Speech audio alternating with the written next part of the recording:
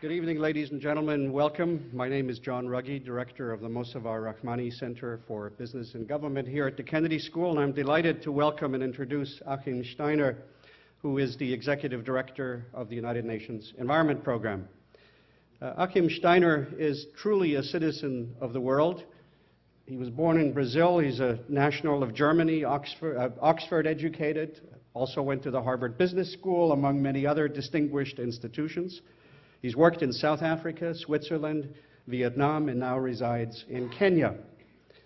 One of Achim Steiner's overriding concerns has been what he calls to end the antagonism between economic and environmental policy, and we certainly applaud that.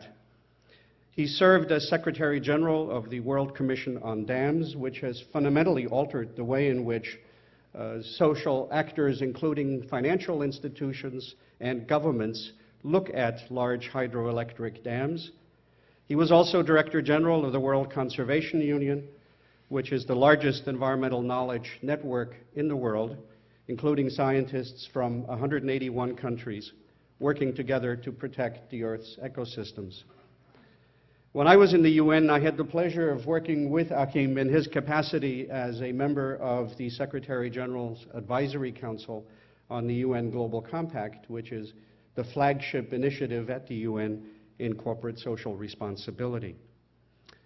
Mr. Steiner's presentation tonight precedes the celebration of the 2007 Roy Family Award. Appropriately, this year, the award is given to a group called Hybrid Systems for Rural Electrification in Africa. And we have representatives of the various organizations involved here tonight, including from Germany, Mali, Tanzania, and Ghana. It's our belief that this project, for which the award will be given tonight, exemplifies the kind of partnership that Achim Steiner has promoted throughout his career. The topic of Mr. Steiner's remark tonight is Earth Out of Balance, Rethinking Global Environmental Security. I can't wait to hear it. Thank you for being here, Achim.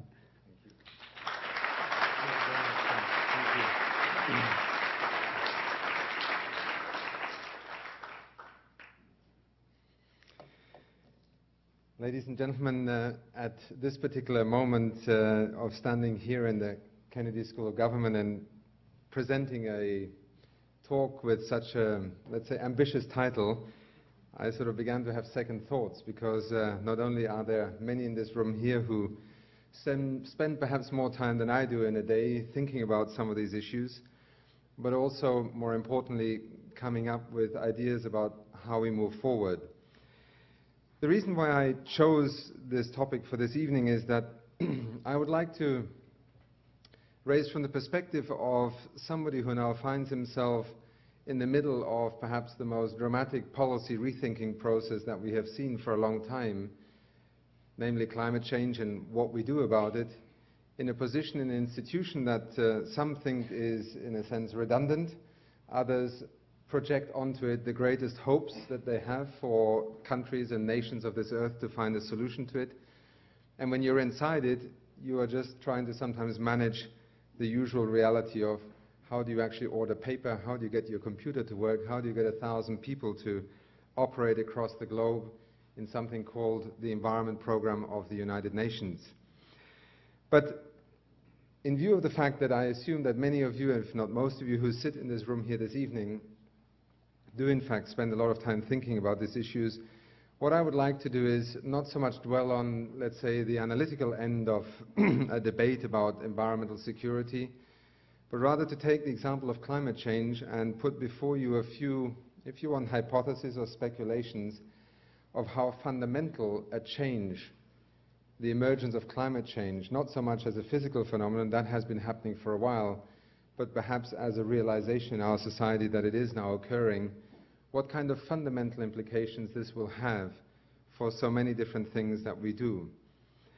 Now, when you use the term environment security, very often the notion of security is, in a sense, put in more negative terms, which is the absence of conflict. And one of the things that I would like to explore a little bit tonight is how climate change is much more than just about how to avoid conflicts. It's in fact about constructing the economy of the 21st century.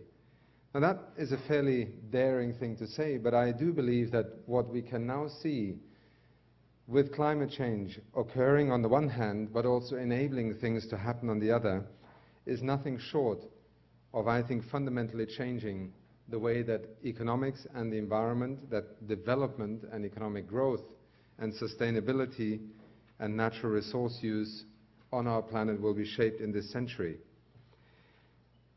But it has a lot to do with a notion of security that transcends this, let's say, simple version of how do we avoid people fighting each other? How do we avoid people and nation states getting into conflict with one another? Because if we're not careful, we will lose a major opportunity. Climate change is not just another phenomenon of environmental degradation. And let me begin by saying that I think at the beginning of the 21st century, something extraordinary has begun to dawn on us. And that is that as we look at this planet, as we begin to realize that the notion of the 20th century, that modern development and technology would essentially liberate us from the constraints of nature, if you want, of the vagaries of nature, of the natural forces of the planet, we actually find ourselves thrown back in a very hard way to realize that the contrary is in fact true. When we talked about environmentalism in the 20th century, particularly the second half, it was very much from the perspective of looking at environmental phenomena at the local level. It was initially the lake, it may have been the forest, it may have been a beautiful, natural, protected area. But it was largely driven by the realization of local people about something that was happening locally and therefore could ultimately, ideally, be managed or reversed locally. Our understanding of environment was growing through the 20th century with ecology, biology, the emergence of ecosystem sciences, to the point that we began to understand the connections. Unfortunately, events have overtaken that learning curve rather dramatically in the last 50 years. Because when we speak about environmentalism in the 21st century, we have to radically rethink the scale with which we actually approach this issue. We are no longer talking only about local phenomena of degradation and destruction. We are in fact confronted with systemic change on a scale that is still difficult to fathom for many of us, and certainly was not envisaged in the greater scheme of things that was associated with development of the 20th century. We have also moved from realizing that it is an ecological phenomenon that we observe to understanding that it has fundamental economic implications. Now, traditional economists would say, well, what's new about that? We always told you when things become scarce, we'll get the prices right. But it is not just a simple matter of scarcity anymore. It is in fact triggering fundamental changes in the way that our economies will either be constrained in terms of their capacity to sustain our communities, or that by retooling the economies with which we operate in this century, not talking about 200 years from now, but in this century, will determine how we can cope with that systemic change. And the other major development is that where environmental policy, and you know this in the United States because in many ways from the early part of the 20th century onwards, the United States was a pioneer, whether it was in terms of protected area systems, whether it was the Endangered Species Act, which was really the first major piece of legislation. Even the CITES Convention in my country is known as the Washington Convention, the Convention on International Trade in Endangered Species, very much coming out of initiatives of the US Congress also. So the notion that somehow a nation with progressive legislation, wise investments, conservation and so on could somehow manage its environment has suddenly been superseded by a fundamental realization that, namely, our environmental base or our environmental conditions for future life in one nation are in fact conditioned by millions of other people's actions and therefore by a multitude of other nations. And climate change perhaps is the most dramatic illustration of that, because quite frankly, what you do in one country will be irrelevant unless all the others become part of a solution.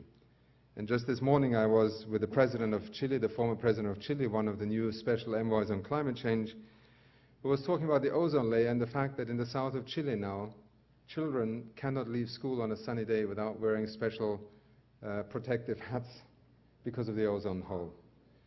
This may surprise you. It was in fact a story I remember reading 4 or 5 years ago on New Year's Day, which appeared maybe in the New York Times or the Washington Post.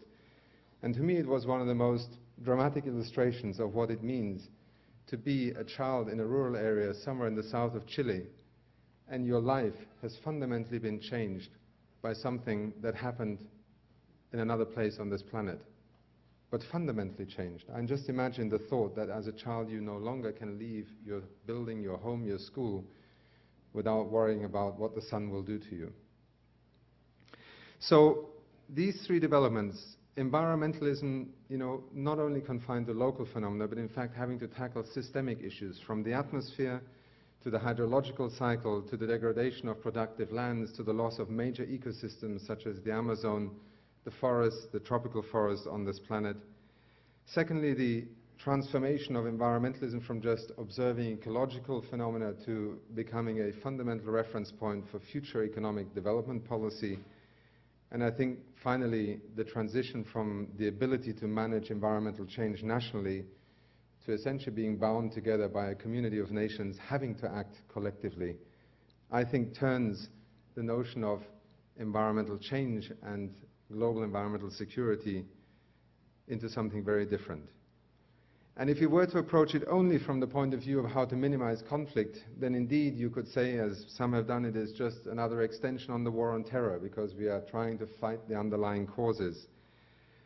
Or as some have mentioned recently in the statement by the 11 retired generals and admirals, that essentially drew attention to climate change from a national security perspective. And in there, I would just like to quote, it was Admiral Joseph Lopez who said, "Climate change can provide the conditions that will extend the war on terror. In the long term, we want to address the underlying conditions that terrorists seek to exploit, but climate change will prolong those conditions. It makes them worse." And Marine Corps General Anthony Zinni, "We will pay for this one way or another. We will pay to reduce greenhouse gas emissions today, or we will have to take an economic hit of some kind, or we will pay the price later in military terms. And that will involve human lives. There will be a human toll." There is another statement that was made by Daniel Dudney, the Associate Professor of Political Science at Johns Hopkins, who, in my mind, has put his finger on what I think is at least part of what I would like to say to you tonight. And he says, "For too long we have been prisoners of the social theory, which assumes that there are only social causes for social and political changes rather than natural causes too." Thomas Homer Dixon, just to take one more reference point in this discussion, also put out thoughts on what it means to deal with climate change in the context of environmental security and development. "Climate stress may well represent a challenge to international security just as dangerous and more intractable than the arms race between the United States and the Soviet Union during the Cold War, or indeed the proliferation of nuclear weapons among rogue states today. Climate change will have its greatest impact by synergistically interacting with society's existing and social and ecological vulnerabilities. And a lot of very complex terms follow in the following sentence, and these synergistic combinations of pressures will tend to have nonlinear consequences through multiple and highly contingent causal pathways." Now that's one way of saying it. The other way of saying it, we are in trouble, and we are in deep trouble, because not only is there an event that will have a cause and an effect, we're actually talking about systemic developments that transcend the individual event as such. And that is why I believe we must look at climate change from a fundamentally different perspective than we did even a few years ago when we talked about environment, security and conflict, more in terms of, for example, a transboundary river basin, or an upstream and a downstream community, or the polluter and the victim finding, in a sense, a legal or jurisprudence framework for dealing with compensation. I believe that climate change is in some respects also a tremendous opportunity to do what we often talked about in the last 20 or 30 years, which is to reinterpret our capacity to sustain 6, 7, 8, 9, 10 billion people on this planet by using an economic decision-making framework and a political consensus that no longer is based on an exploitative model, on an extractive model, and ultimately on a model that seems to have, for a long time at least, relegated the environmental sustainability price to an externality, to use an economic term, or simply to a marginal consideration. I believe it is a tremendous opportunity because if you take what the IPCC has put out in the last 4 months seriously, I think you have no option but to ask the question, how on earth are we going to do things differently in the face of what we are now facing? I don't want to spend a lot of time reciting to you the doomsday scenarios. I think the one thing that I would like to say to you is, ever since I was appointed Executive Director of the United Nations Environment Programme last June, I have looked very carefully at what the Intergovernmental Panel on Climate Change has given us, on what foundations it has built that knowledge, and how rigorous its work has been in the face of, yes, scientific uncertainty, but not to the point of using that as an explanation for irresponsible public policy. I think it is important to realize that what the IPCC has given us this year is 3 very important building blocks of that transformation. The first is the diagnosis in terms of a scientific hypothesis. Is there any connection between human activity and climate change? Is, to all intents and purposes, answered. And there will be forever people who will continue to argue, but that is no proof that, in fact, the basic hypothesis holds. And I think there is no perfect certainty in anything we do, and if we always waited in public policy for having the last debate closed, we would have no public policy. So the IPCC used the word unequivocal, and I think we should simply take note of that word and use that as a reference point, and then we can continue to debate sub-elements of the findings. But there is an unequivocal connection, so the scientific basis is established. The second report focused on what will climate change actually do to our planet in terms of what we know today, in terms of what we are able to model, in terms of what we can predict. And yes, is it surprising that we will continue to have thousands of research projects on what could happen, simply because the impacts of climate change are so all-encompassing that truly we are talking about virtually every facet and every corner of this planet that need to be examined in terms of what would happen. But let me just give you one example that I found particularly sobering. Glacial melt, which is essentially, the snow caps on our planet, which to some are just a beautiful thing that you either go up to or you look at from far away. In Nairobi, you can often see the Kilimanjaro. To some, it is just the highest snow-capped mountain in Africa. To tens of thousands of people, the Kilimanjaro glacier is in fact the regulatory hydrological resource with which they survive in the annual cycle, around which their entire local economy has been built and developed over hundreds of years, from agriculture to livestock to human well-being. And yet within the next 15 to 20 years, that glacier will disappear, fundamentally changing the hydrological conditions under which tens of thousands of people will be able to operate. In the Himalayas, the IPCC notes now that probably within the next 35 years, most Himalayan glaciers will disappear. Just imagine that for a moment, and then translate it into numbers. 500 million people directly affected by this, because again, the regulatory functions, the storage functions of those glaciers to the downstream countries are fundamental to how whole economies have developed, how millions, tens, hundreds of millions of people have begun to, in a sense, conduct their economic and survival activities. Another 250 million people downstream in river basins will also be affected by that. And this is a development that is less than 35 years away. Now, envisage for a moment what would 750 million people do, and this is just one phenomenon in one sub-region on the planet. When their water supply begins to either disappear or follow very different seasonal cycles, do they all drill wells? It's not an answer. Do they move? Where do they move to? This is a fairly densely populated continent already. We have a projection of at least a 30-centimeter sea level rise this century, probably more. In a country like Bangladesh, half a meter sea level rise will involve tens of millions of people having to relocate. India has already built today a wall to prevent Bangladeshis moving across the border into India. Where will all these people go? And I could continue with these examples. Let me just give you two more so I can illustrate also to you that this is not just a problem for the poor. It is also a major problem for the rich, and to some, it may actually become a very expensive problem. Right now, and whether you believe that droughts have anything to do with climate change or not, let's leave that aside for a moment. This particular drought that Italy is facing right now is typical of the kinds of things that the IPCC has predicted will happen also for southern Europe.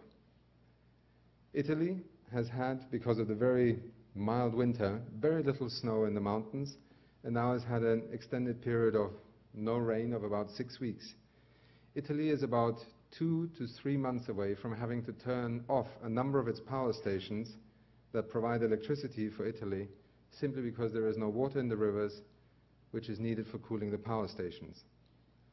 That's another illustration of the fundamental economic impact that climate change will have also on highly developed economies, because their whole infrastructure is built around assumptions that will simply no longer hold in the future. And if ever there was a platitude that the future is never the same as the past, I think climate change provides a very serious reminder that this is not just a platitude. And when you then take that in connection with the time scale within which we will have to adjust, you realize that business as usual is simply not a viable proposition. Not least because the IPCC has stated very clearly that a business as usual scenario would imply not only continuation of CO2 emissions growing. In fact, over the next 30 years, it would imply up to a 90% increase in CO2 emissions.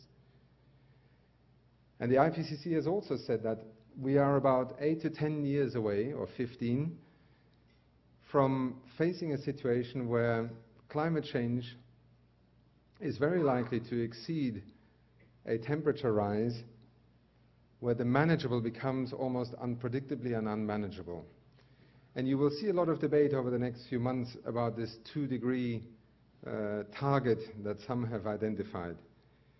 Let us not confuse the science with the politics, and I'll come to that in a minute. The science states very clearly that above 2 degrees, a number of things will begin to happen that escalate the scale and the pace of climate change to the point where not only is the impact so much larger, but the feedback systems, the interaction of multiple developments at any one time could mean a quantum change in even the models that we have at our disposal at the moment.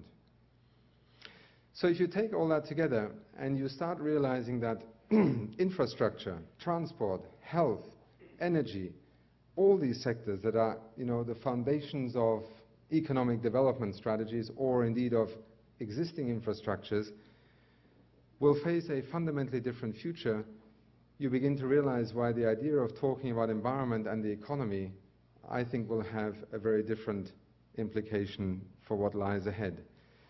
Now to the good news, because the IPCC did also release a third report just a few days ago in Bangkok, and that report focused on what are the cost-benefit ratios of different options of responding to this challenge, both in terms of our ability to mitigate, i.e. to reduce greenhouse gas emissions, but also to adapt to the change that is coming, although largely their focus was what would it cost us and what technological options are at our disposal. And the fascinating thing was that suddenly this myth that coping with climate change, but not only coping, in fact reversing the triggers for climate change, are technologically feasible, policy compatible with the kind of market economies that dominate the international community today, and thirdly, are even affordable. In fact, the IPCC has estimated that we need 1/1000th of a part of our annual GDP over the next few decades to bring CO2 emissions down to a level where we begin to be able to manage climate change in a predictable way. And that is, in simple terms, for those of you who may not be so familiar with it, a 60 to 80% reduction in CO2 emissions by 2050, at least to stabilize our climate in the medium term. 0.1% of our annual GDP to ensure that we have a fundamentally different future from what is now projected to happen if we do not move. Have you ever heard of a more economically attractive proposition than that? And yet, we have spent the last 10 to 15 years caught up in a debate about whether we could ever afford to do this. It is a strange phenomenon, and one can explain it in many different ways, and I will not waste your time with that because I don't think that is really our major preoccupation. But I do believe that we need to look forward now with a greater sense of ambition, because if we are going to make the decisions that the IPCC has now crystallized, if you want, for public policymakers, for business, for citizens to look at, then it has to happen quickly. And it has to happen collectively and systemically. And this is where I believe climate change becomes an opportunity for transformation rather than a threat of doomsday scenarios where, almost like in that movie Waterworld, we may end up killing each other as the last communities on this planet. What is essential to make that happen? I think the IPCC has been an important building block on that, because what it has done, and I think we need to remember, this is not new science. The IPCC was a peer review body. The United Nations Environment Programme and the World Meteorological Organization, almost 15 years ago, established this body to just review the available science and analysis that is at our disposal today. And you'd be amazed at the detail, the level of detail that they go to the point where hundreds of, or 2,500 scientists were involved. And at these international meetings, over 100 governments with their representatives review these reports. They invite comments, they invite inputs, they put their drafts out. Every single comment that is received is logged, passed on to the lead authors, has to be commented on why it is not reflected or it is incorporated. And you can trace this entire process over the 4th assessment period now to essentially see a global community at work. So having established, if you want, a degree of certainty that we need to act, what has to happen now?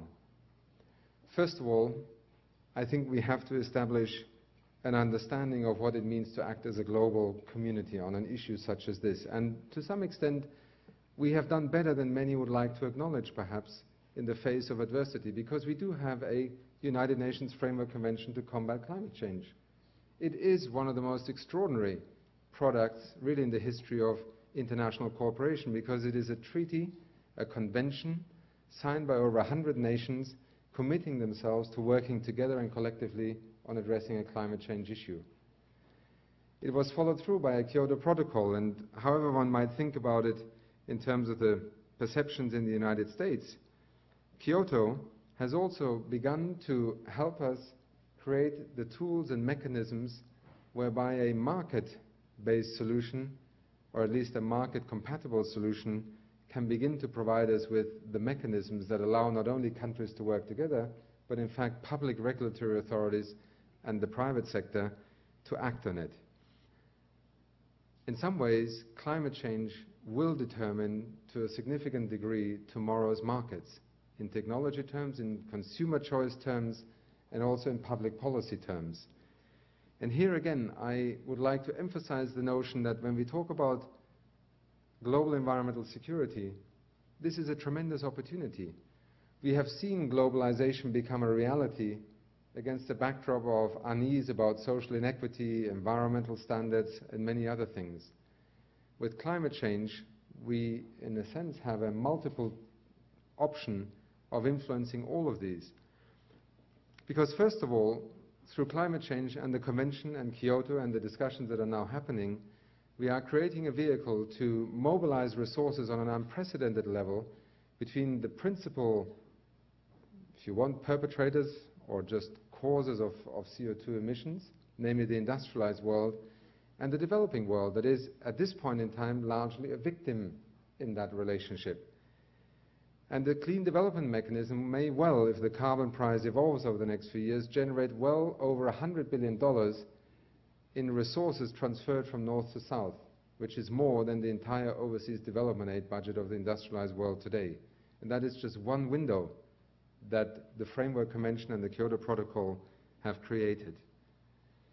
Secondly, the Intergovernmental Framework.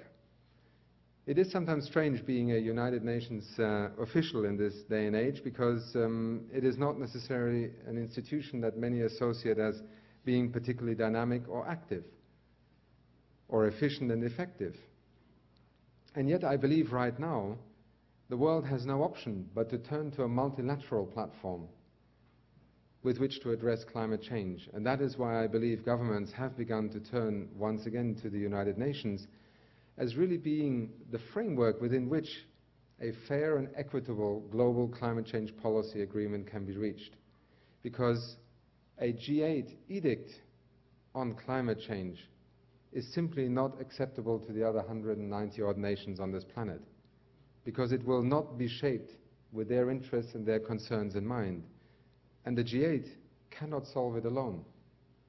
So even though we look to the G8, and we look, I think, to the Heiligendamm meeting, particularly this year, with great expectations about what it can deliver on the climate change issue, it can only be a building block to catalyze more action under a multilateral umbrella. And that is why this afternoon, as I was flying up here, the Secretary General introduced to the international community in a press conference the 3 special envoys on climate change that he has just appointed. Secretary General Ban Ki-moon took a few weeks reviewing the priorities that were facing him, and it didn't take him long to pick out climate change as one of the 3 or 4 determining issues of his tenure, and I would even argue of the relevance of the United Nations in the 21st century. This is going to be the acid test of a multilateral capacity to reconcile divergent interests and divergent conditions of development and economic pathways in a very diverse global community that has no option but to come together to address climate change. Thirdly, markets. Tomorrow's markets will be, I believe, significantly influenced by environmental change. A few years ago, if you talk to a corporation, they would say, well, if we buy sustainable cotton or if we do things properly, all we get is a kind of 3 to 4% boost in consumer response. It's no longer up to the enlightened, leather-wearing, or however else you want to put a cliche on, the green-conscious consumer that will drive that market. The market that is being driven by environmental change tomorrow goes to the fundamental elements of our economy: energy supply, modes of transport, agricultural production, health systems, you name it. Climate change is going to have a fundamental influence on those. And this is where consumers and producers find themselves in a whole new relationship. In Kenya right now, the flower industry is one of the most significant export sectors. In fact, 30-odd% of Europe's imported flowers come from one country, Kenya.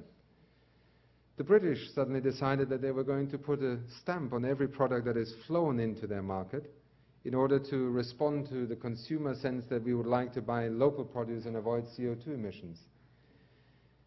We're now talking about a major trade dispute, because it turns out, hypothetically, that a rose from Kenya on a shelf in Manchester may actually have a lower CO2 footprint than a rose grown in the UK when you add everything into the equation. So before you know it, we will have trade disputes arising along the lines of what does climate change mean between a consumer and a producer that want to trade with one another but have conflicting information. And let me tell you, it won't be long before Europe, I would at least put that theory forward, will start imposing tariffs or taxes on products, be it steel or be it other kinds of heavy CO2 footprinted raw materials or processed goods from parts of the world that will not be part of a global climate regime. Because there is no way you will be able to explain to a European consumer market, or indeed an electorate, of why Europe should be engaging in carbon reduction, emissions reduction of 20-30%, when another part of the world is not playing ball. So again, climate change is going to drive the development of markets, but also restrictions in the global marketplace well beyond anything we would have imagined just a few years ago.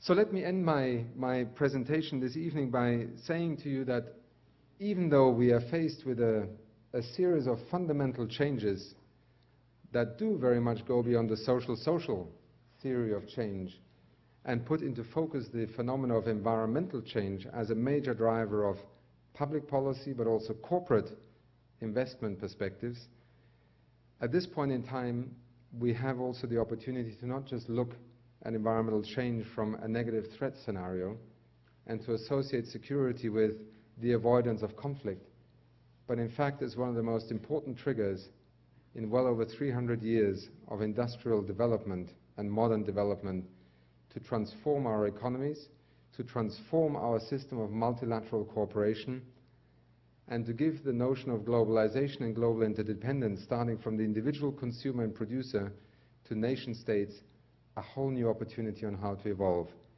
I think climate change is nothing less than the greatest key to transforming many of the discussions of the last 20, 30 years into public policy, but also national and international change. Thank you.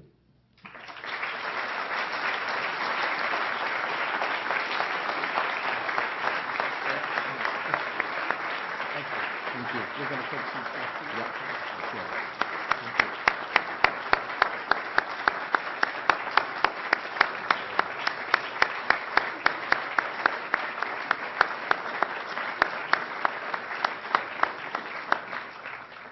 Achim, thank you very much for that extraordinary presentation, combining analysis with passion, as only you can do when you address issues of such fundamental importance as you addressed this evening. We have some time for questions. The usual Kennedy School rules apply. There are 4 mics, 2 on the floor, 2 up there. Please identify yourself. Questions have a question mark at the end, and please be brief. Thank you. Go ahead. Thank you, Mr. Steiner. My name is Martin Bratt. I'm a second-year student here from Norway. My question is regarding trade policy. I was very interested to hear your comments towards the end. And given recent suggestions by Professor Joe Stiglitz, for example, that the multinational trade system be used to deal with people who will not comply with international climate change regulations, how do you really see this evolving, given the sort of recent conflictual relations in the Doha round? Do you really think it is likely that we will see real traction in using the system for dealing with environmental criminals in a way? You collect a few, I respond. Whatever you like. You can do one at a time. Probably gives more chance for people to say something, otherwise I might take too much.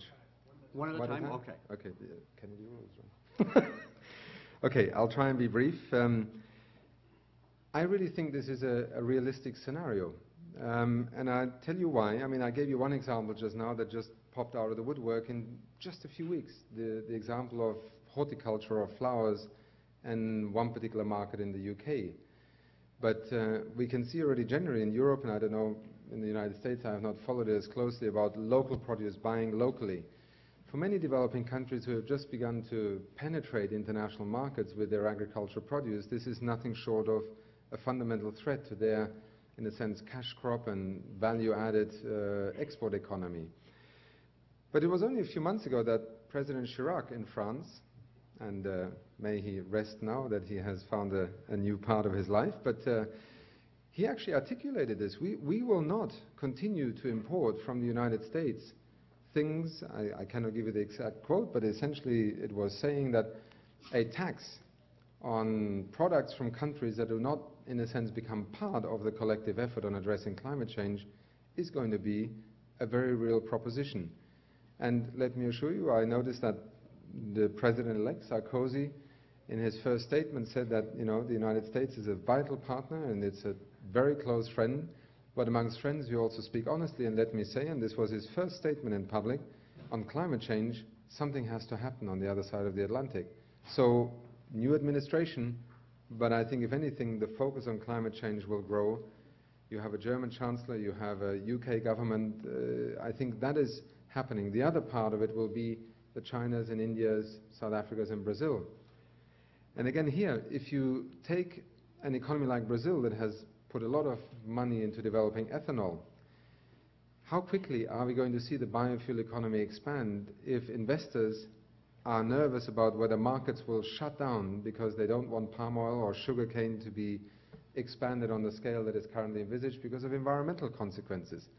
The venture capital markets are not going to invest in developing countries, and many a government leader may not go into this sector because of uncertainty. So these are just a few examples of how trade, I think, will be very much part of the climate change, let's say, process of global transformation.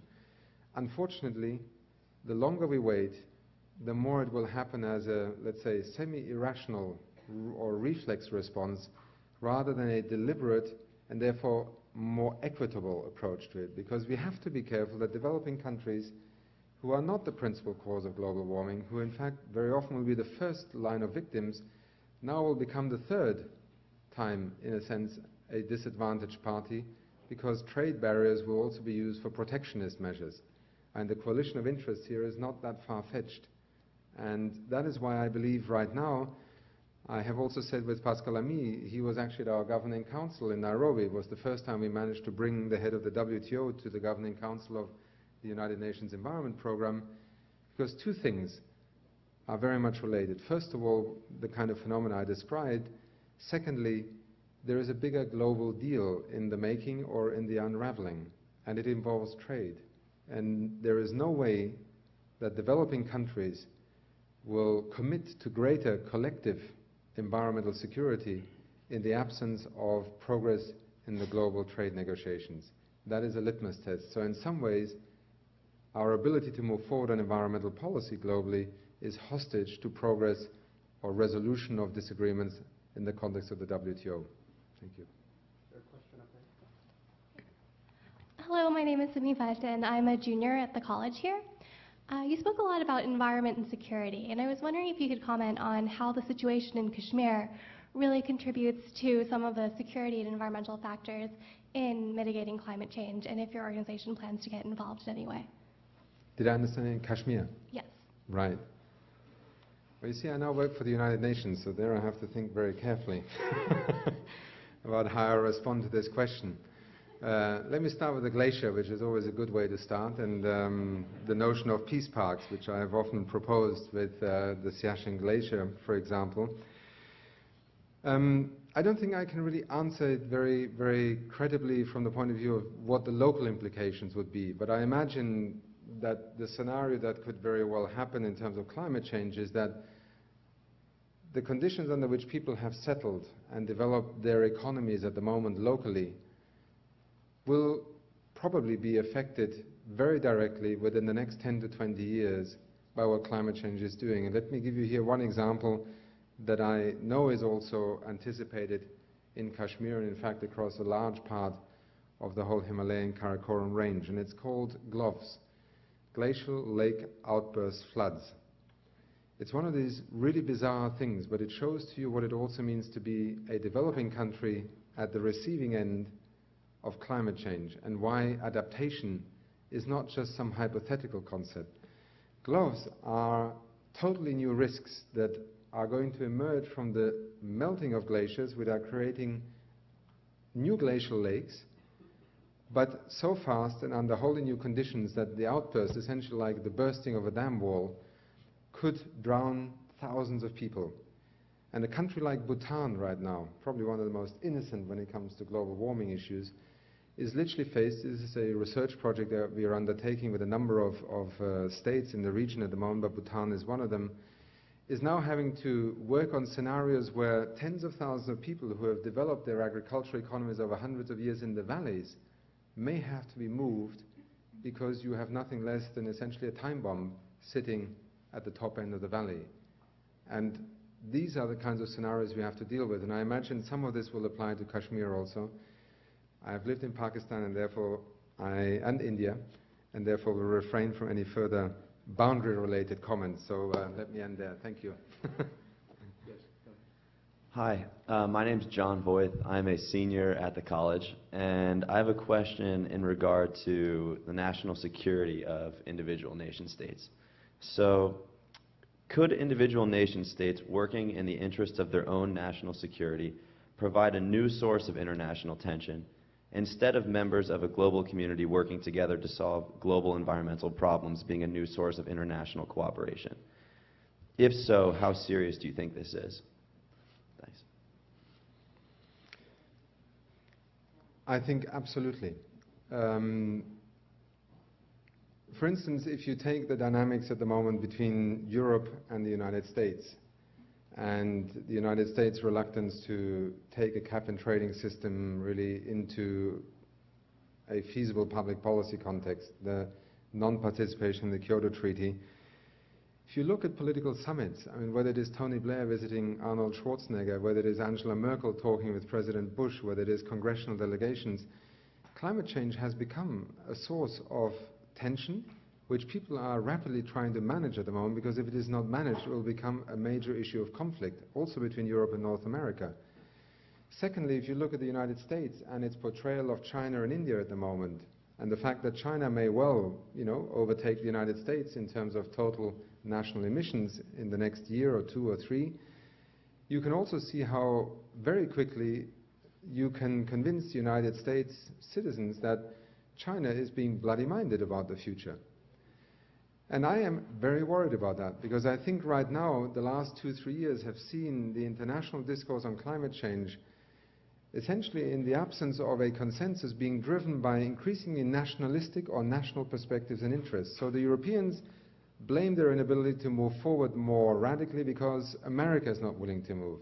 America is saying it's China and India because they're not willing to do something, so we're not going to move further. This is a dramatic failure in international public policy from a long-term perspective. And I think we all, and certainly the Secretary General and my colleagues in the Framework Convention and I and others, are working not day and night, but certainly a lot of the time now on trying to address this perception issue. Because we have to be careful. If we continue to conduct the international climate discourse on a if you don't do something, I won't do something basis, I think national security at a certain point will rationalize actions that are detrimental to an international security system. And I don't think we are 20 years away from that triggering actions, and I alluded to a few earlier on, whether you talk about trade, whether you talk about transboundary management, what you do with refugees, environmental refugees. There are a plethora of issues that can happen, not least the movement of disease also. Remember, malaria is moving on the continent of Africa as a result of the changing climate on the continent. Thank you. Go ahead. Hello, yes, my name is Kusi Hornberger. I'm an almost graduating MPID student at the Kennedy School. Good luck. I actually had the pleasure of spending about a few years in the Kilimanjaro region. I saw the ecological impact of the glacier melting on the low altitude regions of the area.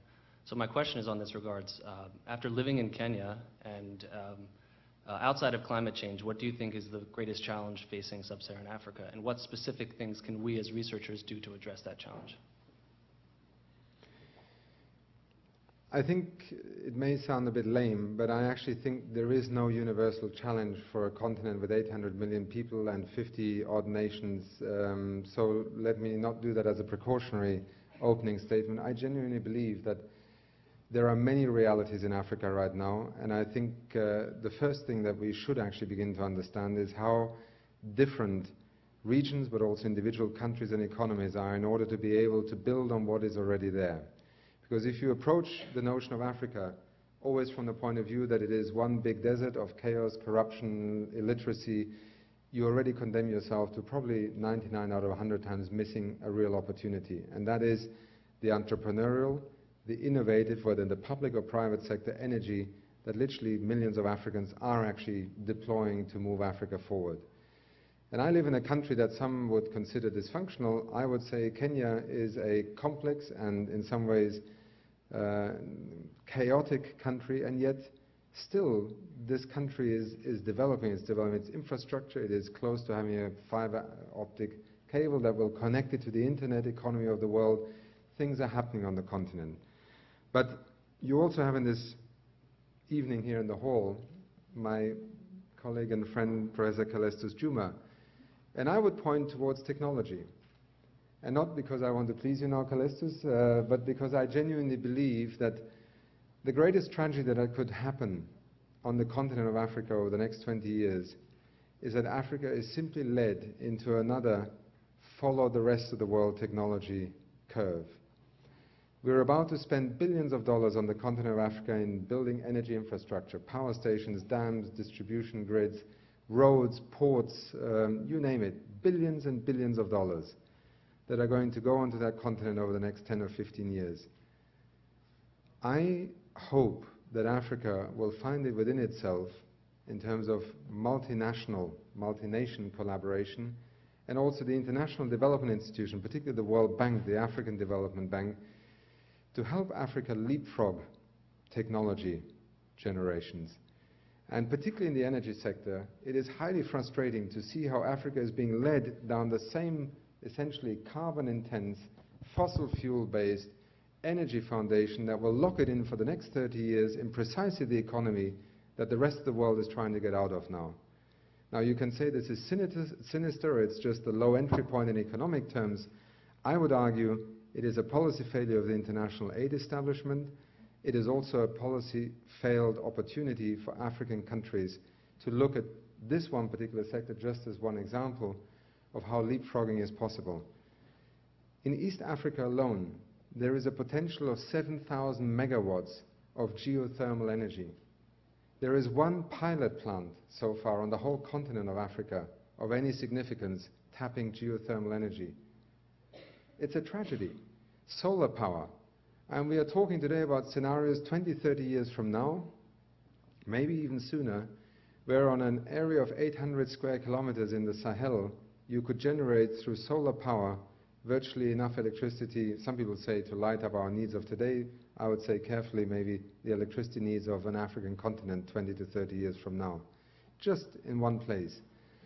And yet, if you look at all the projects that are coming down the pipeline right now, there is your sort of little decoration of a solar plant here and a little windmill here. The rest is coal, it's oil, and it's essentially the same, even technological infrastructure that we already consider to be on the verge of redundancy for our own investments here in the future. So helping Africa to leap technology and also getting African nations to not only work on national basis, but to begin to work as consortia of nations, as they've begun to do with electricity grids in southern Africa, to enable them to take advantage of the economies of scale, I think is probably the greatest opportunity. Time for a couple of more quick questions. Yeah, I'll try to I'm Leo Ziv. I'm a LLM student at the law school. You stated that we would need to reshape the way the economy works in order to address climate change.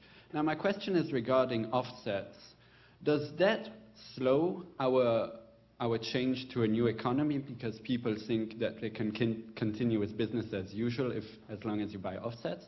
Or does it actually fasten the change into a new economy because there's a new industry developing around climate change? My hypothesis, it accelerates change because what it does, it generates investment flows from one part of the world into another. Because what offsets, in simplest terms, are essentially saying it doesn't really matter where on this planet a ton of CO2 is generated. So if you can buy a ton of CO2 from, for instance, a hospital, I mean, this is one project that exists in reality in Soweto that is using an oil-fired electricity generating capacity right now, and replace it with renewable energy and take that amount of CO2 out of the carbon equation, then not only have you achieved a CO2 benefit, you've also enabled a technology leap, in a sense, to take place and an investment to occur using resources from one part of the planet in another. As I said earlier on, if you take the clean development mechanism at a certain level of pricing for a ton of coal, around $15 to $20, we are 3 to 5 years away from doubling the entire ODA budget simply through clean development mechanism funding. Now, there is discussion on whether some of the offset schemes and some of the, plant a tree and you can fly happier schemes are yet at a point where they are properly engineered, properly certified, and verified. But these are the growing pains of a vast market that is growing very rapidly. And I think, let us also not forget, at the end of the day, the offsets are simply up to a certain point an economically important stepping stone. The much larger investments are already going to happen if we have a market that is carbon constrained. And that will drive the development of carbon capture and sequestration technology. It will create the markets that allow us to disseminate and develop on a scale renewable energy technologies that would have been unthinkable just a few years ago. Thank you. Yeah, good evening. We are Friday night. I'm working for the International Labour Organization in Geneva, and my name is Yuvan Bijada. I'm interested in knowing, Mr. Steiner, what are your views in regards to the United Nations playing a more effective role in the strategic security of energy? In that regard, I'm talking about oil, for example. If you could then perhaps touch upon this interface between then, on one hand, having the United Nations becoming a more strengthened institution, and on the other hand, playing a greater role, and in regards to your organization, UNEP, in the strategic energy security. I'm not sure I have a good answer to that. I think one of the things that I've observed in the last few months is that energy security is a two-edged sword, because energy security can drive innovation, technology, transformation in markets, but it can also narrow, in a sense, the notion of how energy supplies on our planet and the sustainability dimension can be addressed. So if you look at it purely from an energy security point of view, the United States has tremendous opportunities. And it could lead many in the United States to think that, in fact, our solution to the climate change issue is simply to make us as independent as possible from global energy supplies. And that, in a sense, would be a very dangerous conclusion. I think it could help the United States to be less vulnerable to energy risks in supply terms. It would not solve the problem of energy security and ultimately of global warming and climate change. And that is why I think also the current administration, I think you have elections very soon here, I think it will be a fascinating discussion. And to some extent, we were talking this morning in New York, the parameters of the US response to climate change will already be framed, if you want, in the year 2008, because candidates will essentially have to commit themselves to certain pathways for responding. And therefore the next 12 months, and that is a message to all of you, I think is critical in terms of what happens here. Because it is very easy for the United States to say, let us focus only on technology. This is a country that has the largest capital innovation and R&D stock in the world, and it has the largest venture capital market. Yes, for the US, a non-cap and trading system is a perfectly nationally interesting option, because it has the means. 170, 180 other countries in the world will never have a single opportunity to shape their national energy security in the way that the United States can. And that is why I believe, again, when we look at issues such as energy security, we have to come back to a realization that on this issue, there is no solution unless there is a solution in which all can play a part. Okay, 2 last questions, and we're done. My name is Jessie Margolis. I am a research assistant at Brigham and Women's, which is affiliated with the Harvard School of Public Health.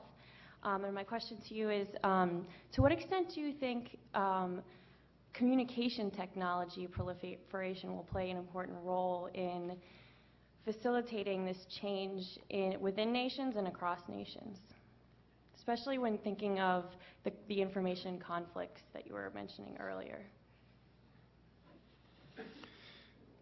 Well, first of all, let me give you a simple statistic again for Africa. The World Meteorological Organization estimates that in Africa right now there is only 1/8 of the basic coverage of meteorological monitoring stations on the continent that it actually regards as a minimum that nations should have. The implication is that Africa cannot even capture at the moment the impacts of climate change, never mind engage in the early warning systems and all the other things that come with the broader notion of technology and communications technology.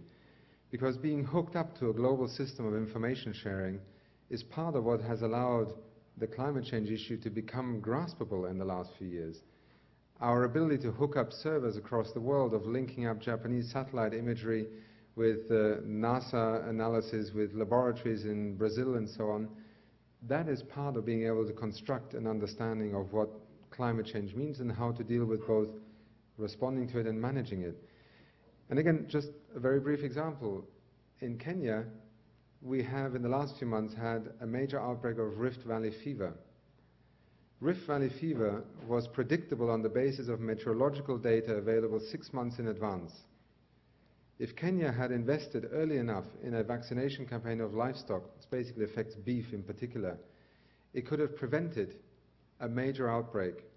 Rift Valley fever has killed over 140 people or 180 people by now. It shut down the entire beef industry in Kenya for a period of 3 to 4 months, causing major economic damage in millions and millions of dollars. And yet with simple technology, from information communication, but also then acting on it, you could have avoided this simple issue. And the reason I mention it is that these things like Rift Valley fever will come more frequently, more widely with climate change, because it is essentially a function of not excessive, but massive rainfalls, which create the conditions under which Rift Valley fever can become an epidemic. Last question. Hi, my name is Aditya Nochur, and I'm a recent graduate of Tufts University. You talked about how climate change presents us with the opportunity to sort of transform our economies and multinational corporations and how these institutions operate, which is a viewpoint that I share. So given that, I was wondering your thoughts on how a lot of corporate interests these days are proposing technologies like nuclear power, clean coal, large-scale biofuels, which aren't really necessarily environmentally benign technologies, as solutions to the climate change problem, and sort of coming from this same sort of centralized corporate paradigm. So I sort of have two questions. One is, what are your thoughts on this sort of apparent contradiction? And two, what do you see the role of more decentralized renewable energy in providing a solution to the problem before us?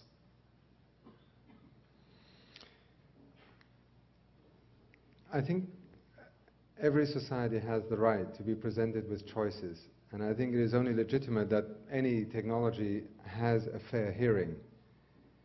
And in that sense, I will actually support that nuclear energy is put on the table as an option to consider. But I will immediately add also that I believe that the nuclear option is being oversold right now. First of all, we still have 3 fundamental challenges with nuclear energy.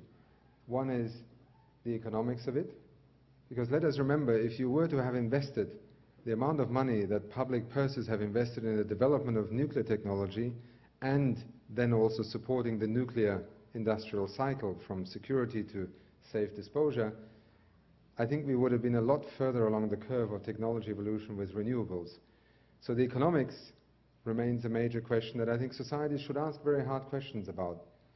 Secondly, there is the issue of, if you want, security.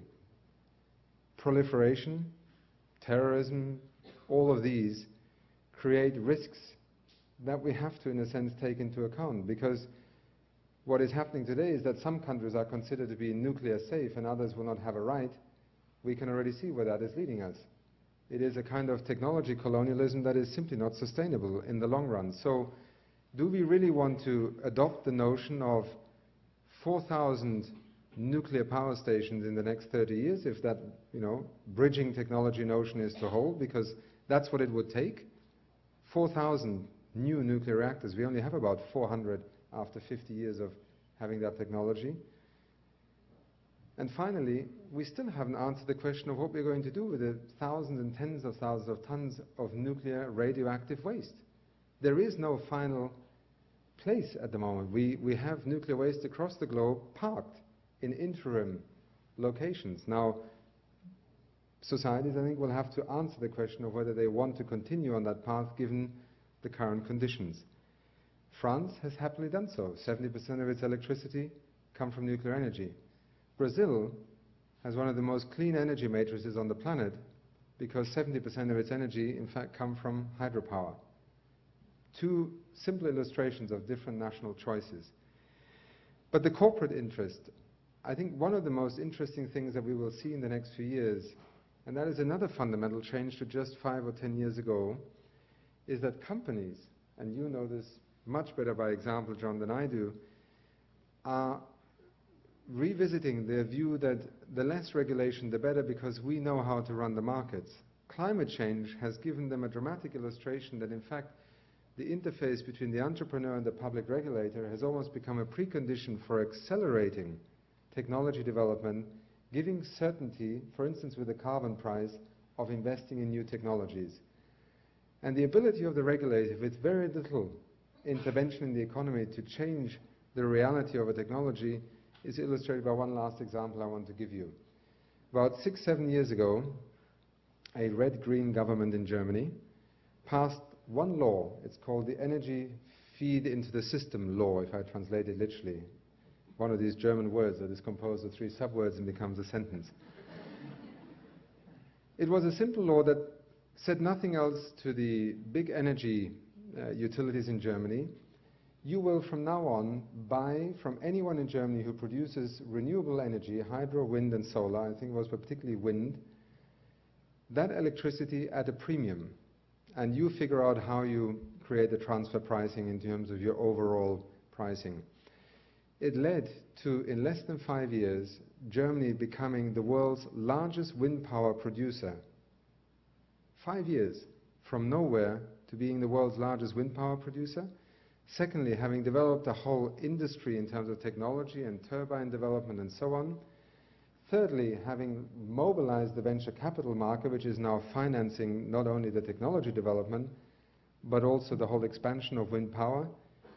And finally, creating jobs. I was reminded by my colleague of the ILO of an initiative that we are now undertaking with the Global Trade Unions Movement and with the ILO and the World Economic Forum to look at this challenge of transformation in the employment sector under conditions of economic transformation.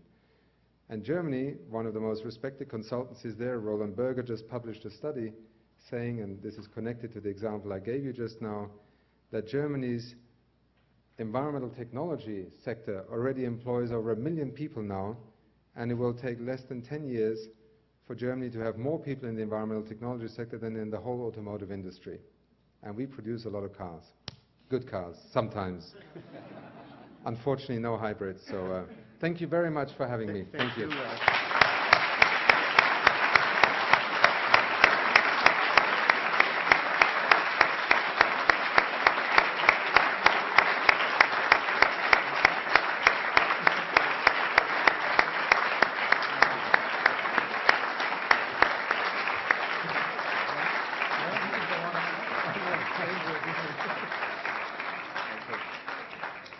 Achim, thank you for your leadership. Obviously, as you can see from the response, we could go on all night, but we still have an award to give for practical work on the ground, so we will move on. Thanks so much for your leadership, and we look forward to having you back here. Thank you.